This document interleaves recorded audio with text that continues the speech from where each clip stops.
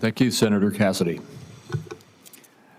Mr. Greer, let me first compliment you. Your kids, if this is my grandson, he'd be climbing the wall right now. You know what I'm saying? So they've been incredibly well behaved and minimal fidgeting, if any fidgeting at all. So congratulations on your parenting skills. Thank you. Let me ask you this. You have been concerned, expressed skepticism about the need for binding dispute mechanisms at the WTO. But my rice producers and others have won decisions at the WTO on commitments by other countries on agricultural subsidies, and yet they're not enforced. And so are my agricultural people just out in the cold?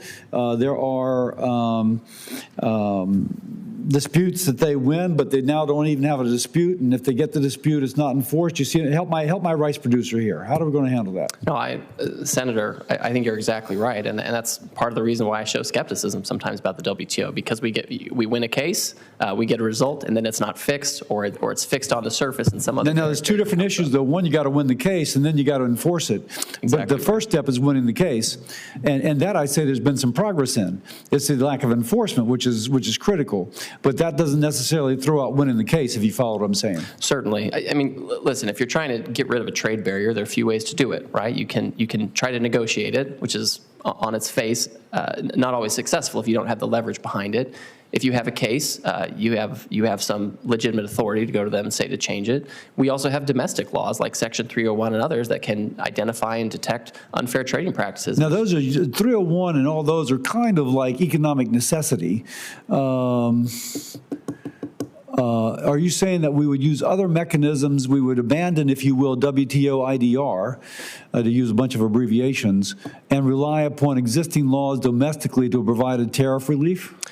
So I think we need to use any tools we have available to get relief so we can have the market access. So I guess my question is, why would we be tossing a tool out? If we want any tool, but we're tossing out the tool of the IDR, even if there's been faulty commitment, it seems to me like we're taking a tool and we're getting rid of it when we just said we want any tool that we can.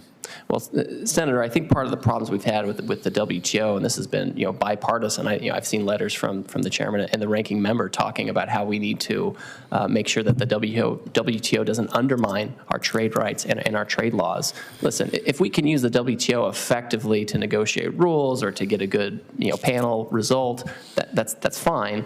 But we need to your point, we have to have enforcement. And at the end of the day, what that means is USTR has to go to the country and enforce the law. And sometimes that means imposing tariffs on them. When we say trade enforcement, that means tariffs. Often. Okay, so that's my next question. You're setting it up beautifully. About 40% of the imported shrimp to the United States come from India. Now, the EU, Japan, and the U.S. finds illegal antibiotics in their shipments. And there's also allegations that they use forced labor at every step of the supply chain. I think I've raised this with your former boss, with Catherine Tai, and now with you. If we have tariffs as a tool, and we can show, my gosh, there's phytosanitary issues, there is forced labor issues, and yet we are having our people driven out of business by shrimp being dumped into our country, would you commit to putting a slap and a tariff on the shrimp if we can show that it's being imported under those circumstances? Well, Senator, if there's a process, and Section 301 and other statutes have a process behind them. If I prejudge them, I get in trouble in the courts, right? But if we have an investigation and it shows there are unfair trading practices, you can certainly impose a tariff or other measures if that trade practice isn't remedied. And I think it's really important to work with you and the shrimpers, because if they feel like they're not getting the relief they need from trade remedies or other venues, then we need to explore, whether it's Section 301 or other tools, to make sure that we're detecting the unfairnesses and addressing it. Sounds great. Let me echo something I think Sheldon Whitehouse brought up. We spoke about it when we met. Right now, I'm not against tariffs. I think just kind of across the board tariff for tariff's sake, I'm not quite so sure about. And I'm not quite sure exactly how the law is being applied. But one thing I am concerned about is that China is not enforcing environmental regulations. They produce a lot of sulfur dioxide, nitrous oxide, you name it, in the atmosphere, blows in the trade winds over into our country, but it lowers their cost of manufacturing by not enforcing those environmental regulations by 20%, and our industry moves there because they've just lowered their manufacturing cost by 20% by dumping their air pollution on us.